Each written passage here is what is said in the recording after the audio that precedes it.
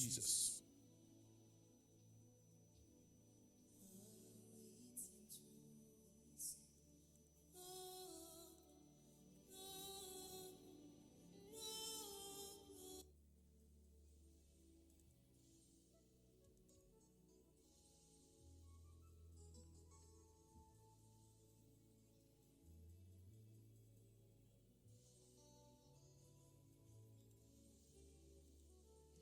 Only the friend no pay me teach you bia with your jan your ban your some concrete demon. This is the day the Lord has made, and we are going to rejoice and be glad in it. Another day is here. A beautiful Thursday, as I say here. The time is 3:45 a.m. and then we are in the 26th day of March. My name is Prophet Paul Jampu, and I bring you greetings from the heaven, Jerusalem. I want to share a short sermon with you this morning that will edify your soul and bring you to life. The title of our sermon this morning is that Corridors in Transition. Corridors in Transition. You need a corridor to go somewhere. When you walk out from your room, you enter a corridor. And through that corridor, you get access to go wherever you are going. If you are staying at home, you meet people and crush them at the corridor. You cross paths with people at the corridor. A corridor is a central place of operation. Every operation in the home stands at the corridor. When the family wants to have any kind of meeting, immediately, urgently, most often they don't meet at the hall. They gather from individual places and meet at the corridor for a quick intercession. Corridors in transition. Corridors carry power. They carry power. They carry time. They carry purpose. They carry greater opportunities. Not greater. You must cross path with somebody in life. You must meet somebody in life. Somebody must come your way in life. You must get somebody in the center of operation in corridors. Remember in the Bible, in the book of Ecclesiastes, written by the King Solomon, he said in 3 verse 1 that there is a time for every season and every activity under the sun. When we talk of transitions, we are not looking at the spirit of death. We are looking at progression. Progression. Progression. Transition is not punishment. You are progressing to be positioned. So transition is not death. It is going somewhere. But how can I get to that place I'm going? I must meet God at the corridor. So in this sermon, the corridor become the presence of God. You must meet God somewhere to take you somewhere. From where you are, to where God is taking you, starts in his presence, which is the corridor. So the presence of God is his corridor, or the corridor is the presence of God. There are many men in the Bible who met God at the corridor. There is a man of God who normally prays his prayer. He said, I stand in the corridors of heaven. He's standing in the presence of God. He has met God, and then he's making declarations. That is the divine understanding. Look at a man in the Bible called Joseph. Joseph, his destiny changed. Why? He met God at the corridor. Look at a man like David. From the bush to the kingship, he became a ruler. He met God at the corridor. Abraham name was changed to Abraham. Jacob's name was changed to Israel. Simon's name was changed to Peter. They met God at the corridor where God changes your identity. Have you met God? Do you want a change of life? Do you want a change of life? Then I beseech you, gather spirit, meet God at the corridor. Gather presence, meet God at the corridor. And then you get a change of identity. He said, no longer shall you be called Abraham, but your name shall be Abraham. He met God at the corridor. Corridors in transition. We are going somewhere. We are going somewhere. Today, a Thursday like this, a 26th day of March like this, you are going somewhere. You will meet God and God will take you somewhere. Where you are and where God is taking you, they are not the same. It goes through the spirit of transitions. That takes place at the corridor where you meet God. Where you meet God. I'll give you some biblical examples. In Matthew 16 verse 18, he said, and I tell you that you are Peter. On this rock I will build my church. The church was handed over to a fisherman. The church became the hope of Peter. The foundation of the church was now Peter. I say, on this rock I will build my church, and I tell you that you are Peter. Beloved, I believe you are in a wilderness time. I believe you're in a time where nothing seems to be going on well. In a time of the season of the night, a time of darkness. But that is not your burial place. That is your training ground. That is where God is taking you somewhere. God is preparing you. You might be at your burial ground where men think your destiny has ended. But I'm telling you, that is the promised land. That is the promised land. Remember Luke 4 verse 1. Jesus, our mediator, was full of the Holy Ghost, left the Jordan and was led into the wilderness to do what? To be tempted of the devil. That became his promised land. That became a place of preparation. From that day to the time that he resurrected, the enemy couldn't have power over him. Why? He got power in the corridor. He got power through transition. He got a spirit that he will not rest till the work is done. That Lucifer will not win the battle. He became a seed on earth, and today we are eating of the fruit thereof. He said, I am the vine, and ye are the branches. He became a seed on earth. Your wilderness place is a training ground and not a burial ground. Just make sure that every time in your life there is a spirit you meet, and that is the Spirit of God, and you meet that spirit in his presence at where? The corridor, so that he can take you through transitions. He can change your life.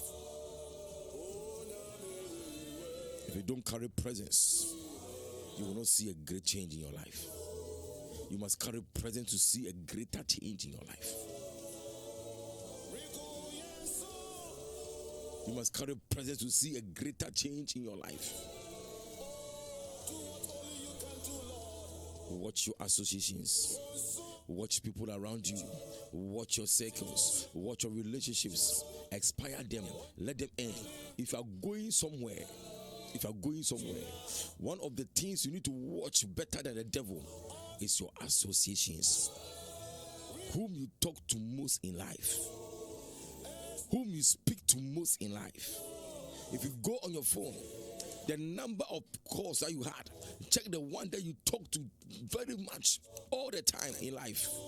That person can disconnect you or connect you. Watch it. Bible said in 1 Samuel 16 verse 1, how long will you mourn Saul?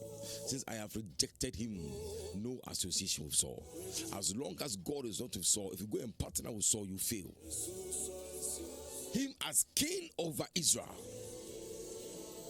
So when you are going with God and working with God, one thing God does is disconnect you. Some people leave us and we still go for them.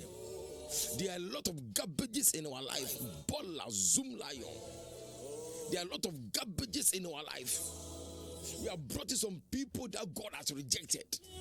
That is why you are not seeing that dynamic change, that transformation around your life.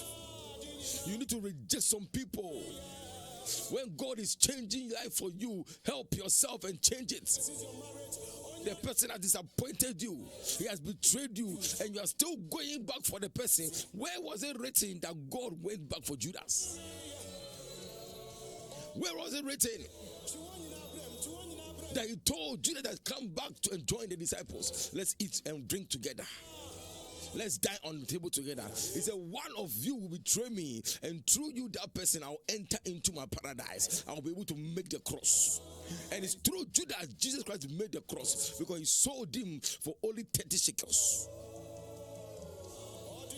Yeshua HaMashiach obuao enipa bi fi abra bomomu nko do mo ye no eye fa so ma o enye no me enye nsem. It's a transitional process. You met God in his presence. You said some prayer during the all night, and the Lord brought some change in your life. And today you have gone back for that garbage back. Remember what God told Abraham. The Lord said to Abraham after the Lord parted from him, he said, look, when Lot was there, he was not seeing well. But when Lot left, Abraham saw. When some people leave you, you will see. You will see and you see clearly. You will see and you know where you must get to the end and how you can get there. You will know that life is so easy with you than with when they were with you. You are in a transitional process. If you don't meet God at the corridor, He cannot bring a change. And when God brings a change in your life, let it be permanent. Help yourself. Help yourself. Help yourself. What did Ruth say in Ruth 1:16? He said, where you go, I will go. Where you stay, I will stay. He entered into a covenant by leaving Moab, joined and clinged to where he know growth will be permanent for her.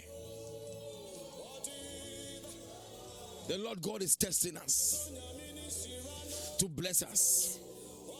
He's taking you somewhere. He's taking me somewhere. We are going somewhere. This is not our place. 26 March is not our place. No. 27 tomorrow is not our place. No. Eternity is our place. Destiny is our place. We are just passing through this place. This is a corridor. Today is just a corridor. We are meeting God today. That will be better for us tomorrow. So make sure that today you will meet God. You will pass all the tests that God will test you with. He told Abraham again, the father of fathers, the covenant father, in Genesis 12 verse 1. He said, go from your country, your people, and your father's household. So without anybody, without everybody, Abraham made it. You are looking for the wrong things at the right time. Abraham was blessed without anybody. He said, go from your country, Ghana, example. Go from your people, your friends, example. Go from your father's house, your foundation, your family. And he left to an unknown place. And today he is the father of many nations. Some associations will bring you down. But God will test your obedience first by making you lonely. How did David become great? He became great when he was facing rejection. The Bible says he went to a cave of Adullam.